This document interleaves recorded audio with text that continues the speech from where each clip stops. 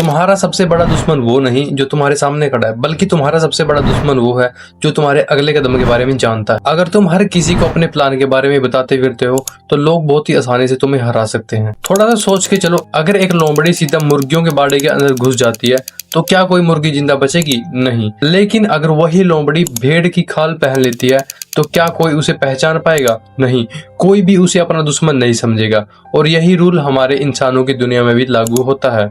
सबसे खतरनाक लोग अपनी मंशा छुपा कर रखते हैं। झूठी ईमानदारी और झूठी मासूमियत उनका दूसरा चेहरा होती है और अपना समय आने पर वे अपनी चाल चलते हैं। यही वजह है कि 48 लॉज ऑफ पावर का तीसरा नियम कहता है कि अपने इरादे छुपा कर रखो। तो आज की इस वीडियो में हम समझेंगे कि अपने इरादे छुपाना ताकत की सबसे बड़ी निशानी क्यों है और नकली मासूमियत किस तरह से लोगों को भ्रमित करती है। इस रूल को अपनी लाइफ में कैसे अप्लाई करें, तो चलिए वीडियो को शुरू करते हैं। Part 1, real life example. कुछ दिन पहले तुमने देखा होगा एक लड़की ने अपने बॉयफ्रेंड के साथ मिलकर अपने होने वाले पतिदेव को धक्का देके खत्म कर दिया। इस घटना ने पूरे देश में भूचाल मचा दिया था। ये लड़की इस लॉ का चलता फिरता एग्जाम्पल है। इस लड़की ने ऐसी भेड़ की खाल पहनी कि कोई इसके इरादे पहचान नहीं पाया।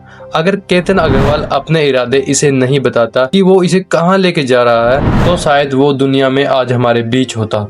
अगर थोड़ा हिस्ट्री टाइम में देखोगे 44 ईसा पूर्व के आसपास, तो ब्रूटस और सीजर की कहानी सामने आती है। जूलियस सीजर रोम का सबसे पावरफुल शासक था। सीजर ब्रूटस को अपने परिवार का हिस्सा मानता था और उसे पक्का दोस्त मानता था अपना, और उसके ऊपर बिल्कुल आंख बंद करके भरोसा करता था। अब धीरे धीरे सीजर पावरफुल होता जा रहा था, तो वहां के कुछ नेता लोगों को डर था कि कहीं वो किंग ना बन जाए। तो उन सब ने मिलकर क्या किया, ब्रूटस को अपने साथ शामिल कर लिया। तो एक दिन जब सभी नेताओं की बैठक बैठती है तो सभी लोग फुल तैयारी में सीजर पर हमला करने के लिए तैयार थे। ब्रूटस भी था।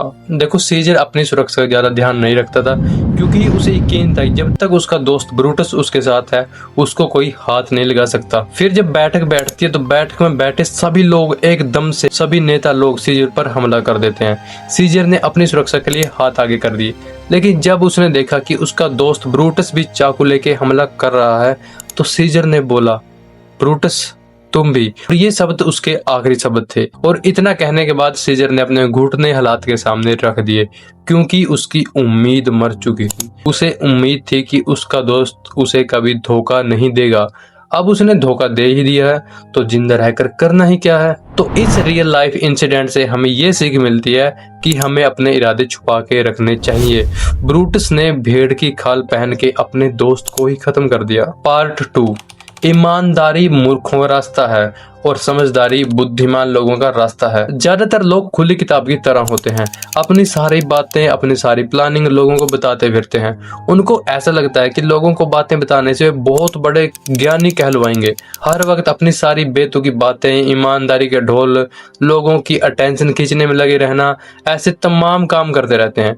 कुछ लोगों को लगता है कि ईमानदारी से लोगों का दिल जीत लेंगे वे, लेकिन ऐसा कभी होता नहीं। जो ईमानदारी होती है वो एक थोथा या फिर बोंथरा हथियार होती है जिसे कटता कम है और खून ज्यादा बहता है। जीतने की जगह पे तुम लोगों का दिल दुखा सकते हो और फिर जो तुम्हारी ईमानदारी है वो साइड में रखी रह जाएगी। अगर तुम महाभारत के टाइम की बात करते हो तो तुम्हें महाभारत के भीष्म पितामह का तो पता होगा। उन्होंने प्रतिज्ञा ली कि वो कभी भी शादी नहीं करेंगे और हस्तिनापुर के सिंहासन के प्रति वफादार रहेंगे। उनकी यह ईमानदारी इतनी जिद्दी और बोंथरी थी कि जब भरी सभा में द्रौपदी का चीरहरण हो रहा था तो भी वो अपनी वफादारी की ईमानदारी के कारण चुप बैठे हुए थे कि इस ईमानदारी का फायदा दुर्योधन और शुक्नी जैसे लोगों ने उठा लिया। अब लास्ट में क्या हुआ, उनकी ईमानदारी के कारण कौरवों के बुरे काम बढ़ते गए और तुम्हें पता है फिर आगे महाभारत का युद्ध छिड़ गया। अब किताब ये नहीं बोलती कि तुम बुरे इंसान बन जाओ, किताब ये बोलती है कि तुम ईमानदार रहो अंदर से, लेकिन दुनिया के सामने ईमानदारी को एक ढाल की तरह यूज करो, ना कि हथियार की तरह। पार्ट 3, अपने इरादे छुपा कर रखने की कला। अपने इरादों को छुपाने का पहला तरीका है कि आप अपने गोल के बारे में लगातार बातें करें, लेकिन वे आपके असली इच्छाएं और आपके असली गोल नहीं होने चाहिए। इस तरह आप एक पत्थर से 3 शिकार कर पाएंगे। पहला आप दोस्ताना, दूसरा विश्वास के लायक और तीसरा होता है सिंसियरिटी। लोगों को गुमराह करने का दूसरा तरीका सिंसियरिटी होती है, यानी जब आप कोई बात या काम बिना किसी लालच, बनावट या फिर धोखे के या फिर बिल्कुल साफ दिल से करते हैं तो उसे सिंसियरिटी कहते हैं। जब लोगों को ऐसा लगता है ना कि आप जो बोल रहे हैं और उस शब्दों में आप विश्वास भी करते हैं, तो इससे आपके शब्दों का वजन बढ़ने लगता है।